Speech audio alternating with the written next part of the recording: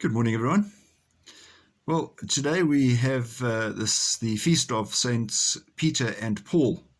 I'm always thinking about the little child's rhyme, two little dicky birds sitting on the wall, one named Peter, one named Paul. We always remember those sort of things for the kids.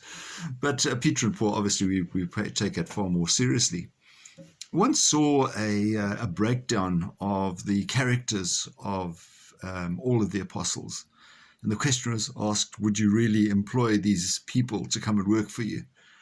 Because some of them come from different backgrounds, certainly don't seem to be the right people for the job that Jesus chose them for. If you think of Peter, for example, Peter was a fisherman. Why would he become a leader?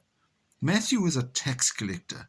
And these kind of Jesus went around choosing the strangest bunch of people to come and be his apostles. And even if you look at Paul, Paul called himself an apostle, but it was in the greater context of apostleship that Paul called himself an apostle and was often included as one of the 12 because of the exclusion of Judas. But Paul also, he was present at the stoning of the first of the martyrs, Saint Stephen. He actually held the cloaks of the guys who stoned Stephen to death. So Paul was not exactly the kind of person you'd think that why would Jesus call him? Paul always called himself an apostle, of course, because he was called by Jesus himself. He actually encountered Jesus and Saul, Saul, why do you persecute me? So there's that element which means he was called directly, thereby claiming the right to be an apostle. But these two guys, Peter and Paul, had probably the strongest influence on the early church than anybody. Peter, on my rock I'll build my church, and on this rock I'll build my church. You therefore need to go out and take leadership. And it's amazing how after even having renounced Jesus, 3 times, I denied Jesus.